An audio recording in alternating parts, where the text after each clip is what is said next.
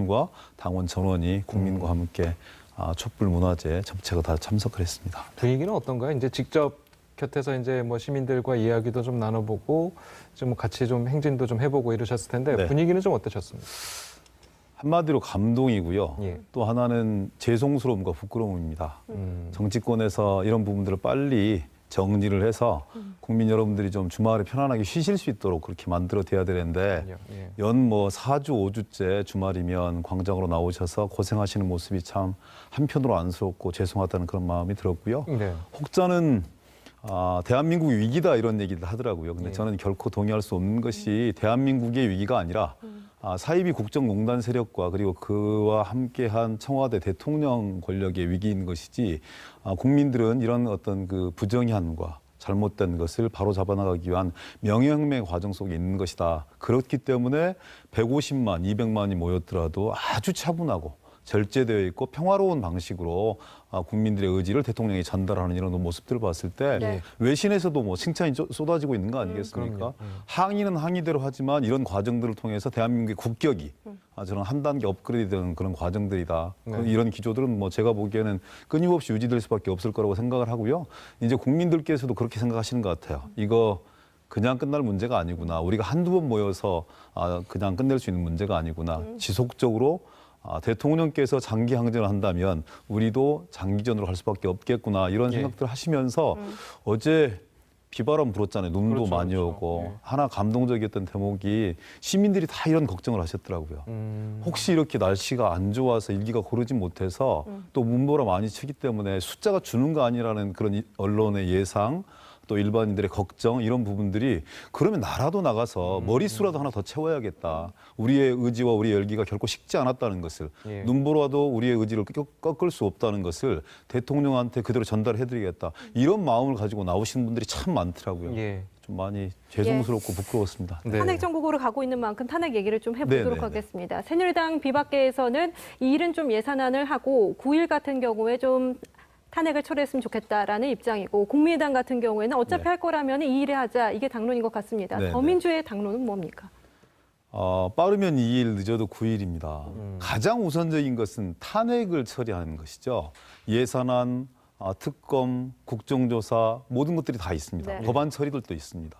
그런데 이 모든 것들을 탄핵과 동렬상에서 검토할 수는 없는 문제라고 그렇죠. 생각하고요. 네. 이 일은 선우가 있다고 생각합니다. 경중에 문제가 있다고 생각하고 그런 면에서 지금 정치권이 해야 될 일은 200만 이 광장 촛불 민심을 받아들여서 이 전국의 불투명성을 최대한 빨리 제거하는 것. 그리고 탄핵에 집중해야 되는 것이죠. 그래서 가장 핵심 포인트는 이겁니다. 야당이 확보하고 있는 의석수가 170석 조금 넘는데 그럼 여기에 30석 내지 40석 정도를 안정적으로 확보를 해야 됩니다. 그럼 새누리당 내에서 표가 넘어와야 되는 것이거든요. 그 표가 확인되는 순간이 저는 29일, 30일 오전 정도면 어느 정도 윤곽이 드러나지 않겠는가 생각을 하고 그것이 분명했을 때는 지체 없이 탄핵 절차에 돌입해야 됩니다. 그래서 빠르면 30일 날 제적 과반수로 발의를 하고 1일 날 본회의 보고를 하고 2일 날 투표를 하는 그래서 탄핵을 실제 확정하는 이런 과정들로 가는 절차고요. 다만 조금 미진하고 불투명하다. 근데 그때 뭔가 밀어붙일 수 없는 거잖아요. 가장 중요한 것은 탄핵을 실제 완수하는 것입니다. 그래서 빠르면 2일, 아무리 늦어도 9일 내에는 국민의 여망을 받아서 국회가 탄핵이라는 그런 어떤 거대한 결정들을 해야 된다고 생각합니다. 근데 이제 말씀하셨듯이 이제 새누리당 표가 이제 40표 정도가 네. 필요하잖아요. 네. 그런데 그러면은 이제 어떻게 보면 그 탄핵안에 있어서는 동지나 마찬가지인데 네네.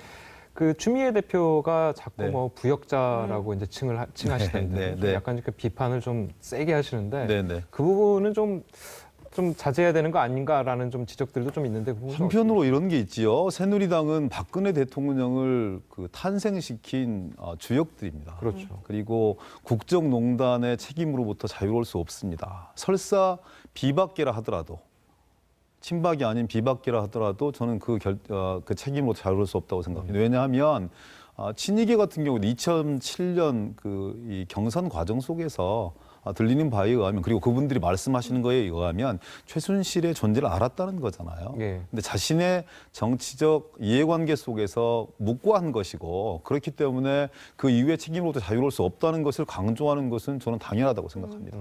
근데 지금은 이제 비상국면 아니겠습니까? 예. 좀 큰 악을 없애기 위해서 조금 이 결이 다른 세력들과 정치에서 손을 잡는 것은 다 기본입니다. 예전에 중국 공산당이 일본 제국주의를 몰아내기 위해서 국공합작까지 하지 않습니까? 지금은 전술적인 제의와 연대 대상으로서 새누리당 비박계, 새누리당 양심 세력을 거론하고 있는 것이기 때문에 한편에서는 저는 강하게 비판할 수 있다고 봅니다. 그렇지만 그들과 함께할 수 없다. 이건 역시 좀 이렇게 근시안적인 태도라고 생각하고요. 최대한 압박하고 비판해서 그분들이 우리와 제휴와 협상 연대 차원에서 나오는 것이 아니라 국면의 명령을 받들어서 이 성스러운 국면에서 자기의 역할을 최소한의 도리를 하는 것 이런 차원으로 좀 이해를 해주시고 그것을 잘 하라는 그런 압박으로 생각해 주시면 좋겠습니다. 네. 이 정치권에서 개헌을 얘기하는 세력이 많습니다. 원로인 전 국회의장들도 탄핵 정국 속에서는 탄핵 정국이더라도 이 개헌은 좀 추진돼야 된다 이런 입장을 많이 밝혀주고 있는데 더불어민주당 문재인 전 대표 같은 경우에는 개헌에 좀 반대 입장이지 않습니까? 의원님의 입장은 어떠십니까? 저 개인 입장을 말씀드려요. 개헌 해야죠. 그런데 시기와 때가 있습니다. 그리고 동력이 필요합니다. 가장 큰 동력은 정치권에서 나오는 게 아닙니다. 국민 속에서 나와야 되는 거죠. 국민들이 이 국면에서 개헌을 요구하고 있는 거냐.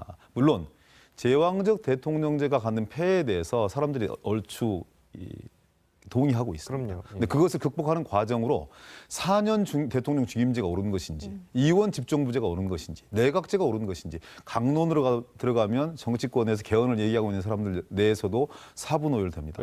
그 동력들을 가질 수가 없다고 생각을 하고요. 지금 이 시기에 개헌이 논의되어 나가는 것은 어찌 보면 현 국면을 전환하고 시선을 다른 곳으로 돌리기 위한 그런 정략적 의도가 있는 거 아니냐라는 그런 의심 속에서 출발되어지는 거라고 생각하는데요. 저는 이후에 개헌 논의를 할 수 있다고 봅니다. 대통령 탄핵 국면을 좀 국민의 여망을 받들어서 잘 마무리하고 개헌 국면 논의해 볼 수 있다고 생각하는데 그 전제는 국민적 동의와 명분을 확보해야 됩니다. 그렇지 않고 정치권의 이합집산과 정치권의 정략적 의도를 관철시키기 위한 수단으로서의 개헌은 제가 보기에는 또 다시 한번 국민들에게 큰 그렇다면 문재인 전 대표 같은 경우는 왜 개헌에 반대한다고 보십니까? 아까 제가 말씀드렸던 지금 현 시기에 집중해야 될 것이 무엇이냐. 국정농단 세력을 이게 뭔가 매서운 비판들을 통해서 바로 잡는 것, 대한민국의 새로운 대한민국을 바로잡고 세상을 바꾸는 데 진력해야 된다. 개헌 역시 그중에 하나일 수는 있는 것이지만 지금 이 대통령 탄핵 국면에서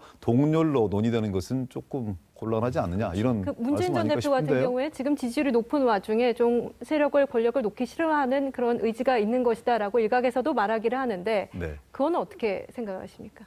세상이 그렇게 만만하지 않습니다. 대통령 탄핵이라고 하는 것은 실제 아직 이루어지지 않았지만 국민들 속에서는 이미 대통령은 탄핵된 겁니다. 이 대통령 탄핵이라는 미중유의 사태는요.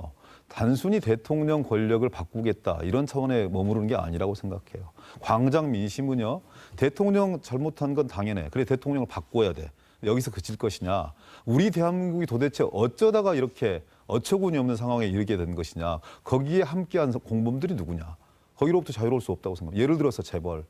일방적 피해자라고 얘기하잖아요. 근데 누가 일방적 피해자라고 얘기합니까? 삼성, SK, CJ, 부영, 뭐 차마 어떻게 열거할 수 없을 정도의 어떤 권력과 결탁해서 자신 이 모기업의 그리고 재벌 오너들의 사익을 취하는 이런 과정들이 대단히 많았고요. 심판 대상이고 정규영주착이 낡은 고리를 끊어야 됩니다. 언론, 검찰, 법원 거기 정치권도 자유로울 수 없습니다. 이 후폭풍이 저는 대통령 권력에만 국한되지 않을 거다. 여기에 대해서 자칫 이 현상을 제대로 보지 못하고 또 좀 얼마 되지 않는 지지율에 취해서 혹은 권력을 탐하는 이런 눈빛으로 이 국민들에게 읽혀졌을 때 올 수 있는 후과 후폭풍은 저는 간단치 않을 거라고 생각하고요. 이제 제로 베이스에서 출발하는 겁니다. 결코 문재인 대표 혹은 야당 후보들이 유리한 국면이다. 저는 이렇게 생각하지 않습니다. 탄핵 국면이 끝나고 나면 새누리당 역시 변화와 혁신을 위해서 그리고 뭔가 새로운 지지층을 만들어내기 위해서 피나는 노력과 권력 장투가 있을 거고요. 국민의당은 아시다시피 1월 달에 전당대회가 예정되어 있습니다. 근데 더불어민주당은 아직 그런 정치 프로그램들이 없어요. 지금은 지지율이 좀 상대적으로 높지만 이 지지율이 탄핵 이후에도 그리고 이 국정농단의 어떤 실체를 걷어내고 새로운 대한민국을 세우는 과정에서 만약에 야당이 더불어민주당이 변화와 혁신을 요구하는 국민적 명분에 충실하지 못하면 야당 역시 언제든지 곤경에 처할 수 있다. 그런 상황에서 이 국면을 봐야 한다 이렇게 생각합니다. 마지막으로 좀 짧게 좀 부탁드리면은 네. 이제 뭐 그런 거시적인 이제 측면보다는 이제 미시적으로 이제 보면은 앞으로 이제 탄핵이 통과가 되면은 당장 황교안 총리가 국정을 이끌어 나가지 않겠습니까? 대통령 권한대행으로. 네. 자, 그런 상황은 민주당이 별로 바라지 않는 상황 아닌가요? 별로 바라지 않습니다. 그렇죠. 다만 모든 것을 한꺼번에 얻을 수는 없습니다. 모든 것을 한꺼번에 이루어낼 수는 없습니다. 거대한 악을 처리하기 위해서, 최악을 처리하기 위해서 차악을 선택하는 겁니다. 할 수 있다면 얼마나 좋겠어요. 황교안 총리로서 얼마나 적정의 역할을 했는가에 대한 국민적 비판이 엄존하고 있습니다. 그렇지만 그 대통령을 탄핵하는 마당에 지금 무슨 새로운 총리를 청와대에서 받아들여질 리도 없고, 그리고 그런 논란으로 이 귀중한 시간을 소모할 여력들도 없습니다. 그렇다면 1차적으로 대통령 탄핵 과제에 집중하고 그 이후에 예를 들어서 대통령 권한대행이라고 하는 것은 아주 불과 몇 개월의 과정입니다. 이 몇 개월 동안 저는 다른 어떤 새로운 어떤 무엇을 추진할 수 있는 동력들이 없다고 생각하고, 만에 한해 황교안 총리가 대통령 권한대행이 되었을 때 박근혜 2기를 추구하고 박근혜 대통령이 추진해왔던 정책 과제들, 정치 과제들 이런 부분들을 실행하려고 만약에 국민의 뜻에 정면으로 거스른다면 국회 차원의 견제 장치는 얼마든지 있습니다. 탄핵을 발의할 수도 있는 거고요. 다만 그런 과정들이 오지 않기를 바라는 거죠. 그야말로 다음 시기까지 국정을 중립적으로 관리할 수 있는 그런 역할들에 충실해야 된다. 그렇지 않으면 그건 역시 민심의 거센 역풍을 피할 수 없을 것이다. 작은 문제입니다. 예. 큰 문제일 수 있지만 대통령 탄핵이라는 것에 비하면 작은 문제다 저는 그렇게 생각합니다. 예, 알겠습니다. 오늘 말씀 여기까지 듣겠습니다. 더불어민주당 기동민 네. 의원이었습니다. 감사합니다. 고맙습니다. 고맙습니다. 감사합니다.